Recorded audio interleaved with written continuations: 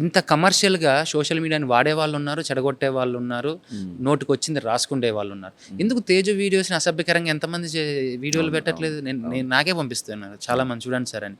సిగ్గులేని నా కొడుకులు కొద్దిమంది దాని మీద బతికే వాళ్ళు. నేను ఏం చెప్తాను సనోష్, నేను ఫస్ట్ ఆఫ్ ఆల్ ఏంటంటే సోషల్ మీడియా నుంచి దూరంగా వచ్చేసాను. నేను పట్టించుకోవట్లా.